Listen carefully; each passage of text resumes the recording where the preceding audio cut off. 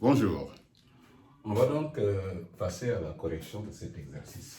On vous dit donc, première question, soit f la fonction définie par f de x égale moins 3x puissance 4 plus x puissance 3 moins 8x puissance 2 moins 1. On nous demande de déterminer ou de construire le tableau de variation de la fonction f. Donc on va d'abord, dans un premier temps, calculer la dérive et déterminer son signe. Et enfin donc faire tout simplement le tableau de variation de la fonction f. Donc vous constatez ici que vous avez une fonction polynôme qui est définie sur R. On va dire donc que pour tout x appartenant à R, pour donc question 1, pour tout x appartenant à R, on va donc dériver f' de x égale. Alors là donc vous constatez que vous avez donc f de x qui est égal à moins 3 x puissance 4. On va donc dériver ça. Ça va nous faire donc dérivée de moins 3x puissance 4, ça fait donc moins 3 multiplié par la dérivée de x puissance 4. On a vu donc que la dérivée de x puissance n est égale à n x puissance n moins 1. Donc c'est ce qu'on va appliquer ici. Alors, donc pour tout x appartenant à R, nous allons avoir donc f' de x qui est égal à donc moins 3 multiplié par 4x puissance 3, parce que 4 moins 1 ça fait 3, plus 3x puissance, allez on va dire 2, moins 8 multiplié par 2, x puissance 1, et donc la dérivée donc, de 1 est tout simplement égale à 0, donc plus 8 moins 0. Ok? Donc du coup ici, on va avoir donc f' de x égale. Alors, f' de x est égal à quoi? Donc, ça va nous faire moins 12x puissance 3, plus, allez, on va dire donc 3x au carré. Et là, on va avoir tout simplement moins 16x. Voilà donc pour tout simplement la fonction dérivée donc de la fonction f. Ok? Alors, il va donc falloir qu'on trouve tout simplement le signe de f' de x. Et pour déterminer le signe de f' de x, donc qu'est-ce qu'on va faire? Nous avons f' de x égale, donc ceci, on peut sortir si vous voulez donc moins x en facteur. Et en sortant moins x en facteur, on va avoir donc moins x facteur de, là on va avoir donc 12x puissance 2, ok? Et là, nous allons avoir moins 3x, et ici finalement, on va avoir donc plus tout simplement 16, ok, donc plus 16. Voilà donc pour tout simplement la fonction donc f', quand on fait donc une mise en facteur, ok. Alors donc c'est ça que nous avons. Qu'est-ce qu'on va faire? On va donc déterminer maintenant le signe de f' de x. Donc si nous connaissons le signe de f' de x, on donc pourra déterminer tout simplement le tableau de variation de la fonction f. Alors, signe de f' de x. Vous voyez donc ici que f' de x est égal à moins x, facteur donc de 12x au carré moins 3x plus 16. Donc, qu'est-ce qu'on fait? On va chercher donc le signe de ce polynôme-là, donc du deuxième degré. Ok, et le signe de ça est en fait trouver tout simplement le signe donc du produit qui va correspondre au signe de la fonction f'. Ok? Donc, première chose, on va calculer donc, ou déterminer le signe tout simplement de 12x au carré, signe donc de ce polynôme, donc 12x au carré moins 3x, allez, on va dire ici plus 16. Pour cela donc, on va calculer le discriminant, donc delta. Delta est tout simplement égal à b au carré, donc b ça fait moins 3 au carré, moins 4, a est égal à 12, multiplié par c, c est égal à tout simplement 16. Et vous constatez tout simplement que moins 3 au carré, donc ça vous fait 9, moins, allez, on va dire donc 4 multiplié par 12, multiplié par 16. Et on constate ici que ce delta est tout simplement négatif. Et delta étant négatif ici, comme on a un trinôme ici du second degré, donc on va dire tout simplement que le signe donc de ce trinôme est du signe de A. D'accord? Et vous voyez donc ici que A est égal à 12 et 12 est bien, on va dire, positif. Alors, donc on va dire ici,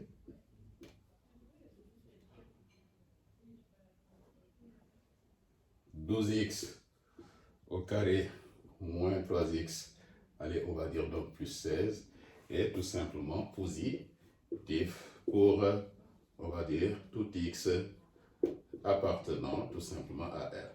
Donc maintenant que nous connaissons, si vous voulez, donc le signe de ça, donc on va dire tout simplement que le signe de f' de x va dépendre du signe de moins x.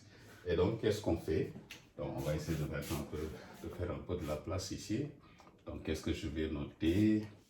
Je vais noter f' de x. F' de x est égal à, allez, on va dire donc moins x, facteur de 12x au carré, ok, 12x au carré, plus, allez, on va dire moins 3x, ok, plus 16, voilà donc la f', on va donc essayer de mettre ici un peu de la place.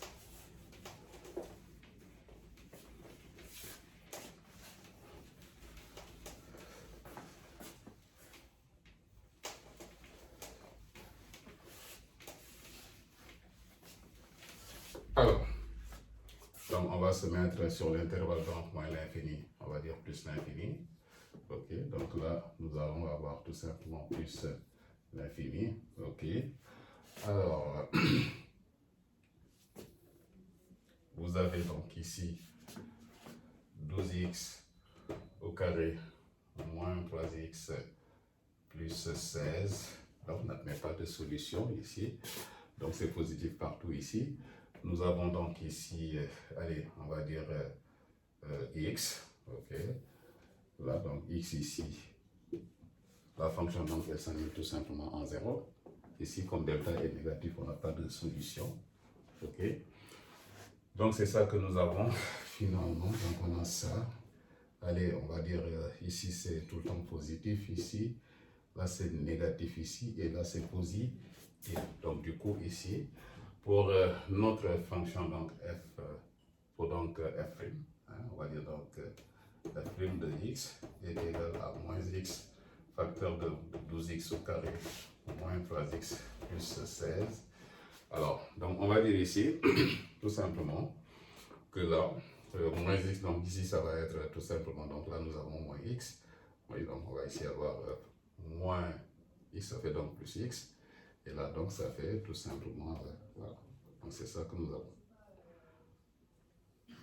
Maintenant, qu'est-ce qui va se passer? Maintenant donc nous avons tout simplement, allez, le signe de f' de x, vous constatez tout simplement que la fonction f, donc la fonction f et les croix sont sur l'intervalle donc moins l'infini 0 et décroissant sur l'intervalle 0 plus l'infini. Donc ce qu'on va faire maintenant, c'est calculer tout simplement f de 0. Et là, nous avons f de 0 qui est égal à moins 1.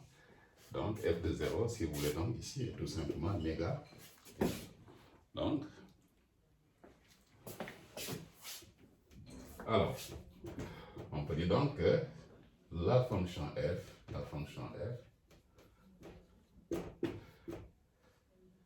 admet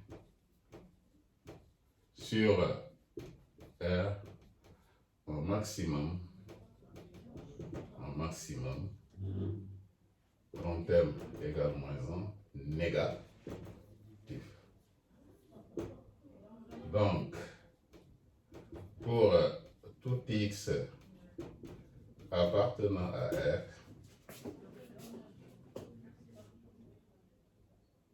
f est négative. Voilà donc tout simplement le signe de la fonction donc f sur R. Donc vous voyez ici que nous avons répondu directement, si vous voulez, aux deux questions, à la question 1 et la question 2.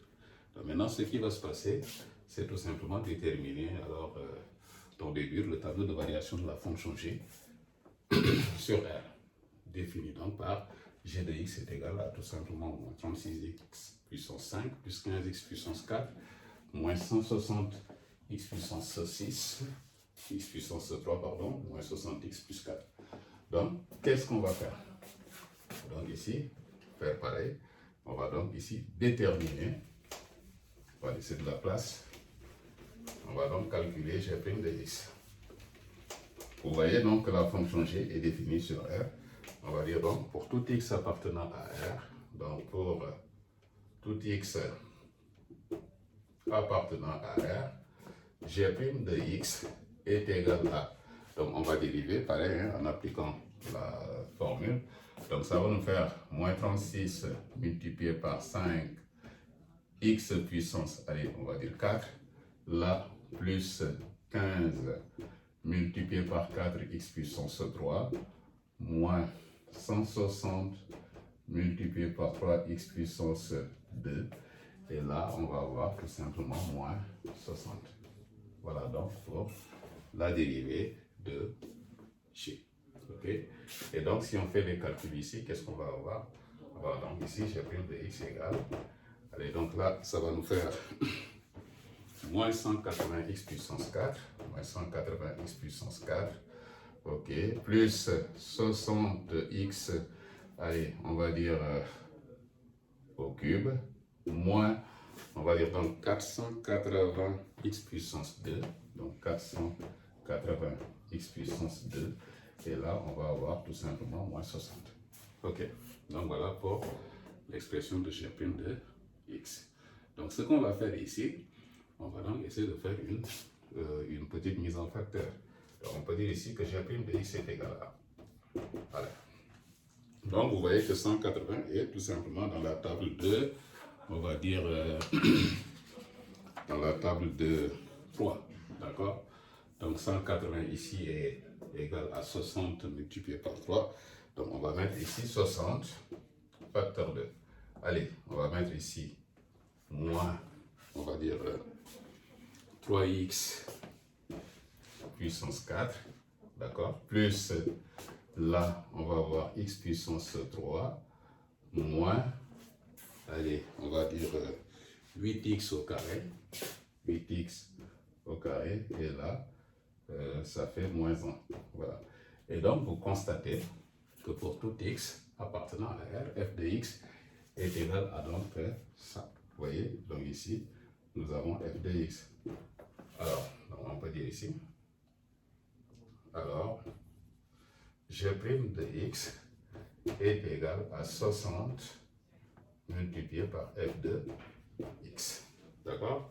Alors, on nous demande donc de déterminer le tableau de variation de la fonction g. Et donc, il faut déterminer alors le signe de g'. Et donc, comme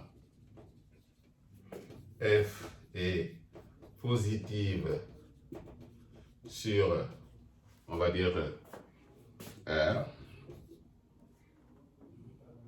comme f est négative, autant pour moi, comme c'est négatif, comme f est négatif donc sur R,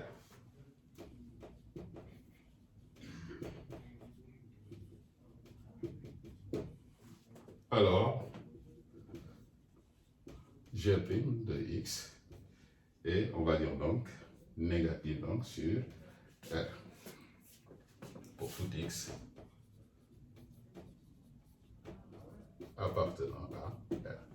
Alors maintenant que nous connaissons, si vous voulez, donc, le tableau de variation, enfin le signe de g', on peut donc tout de suite déterminer le tableau de variation de la fonction g. Ok? Donc du coup, nous avons donc notre fonction g qui est définie sur, allez, on va dire R. Donc ici, nous avons les différentes valeurs de x. Là, nous avons moins l'infini plus l'infini. Et là, nous avons g' de x. Et là, nous avons tout simplement g de x. Ok? Alors, donc la fonction g, elle est, on va dire, g' est négative. Donc, négative. Du coup, donc, nous avons la fonction g donc, qui est décroissante sur l'intervalle moins l'infini plus l'infini, donc sur R. Voilà. Donc, on vient ici tout simplement de déterminer le tableau de variation de la fonction, donc on va dire G sur R.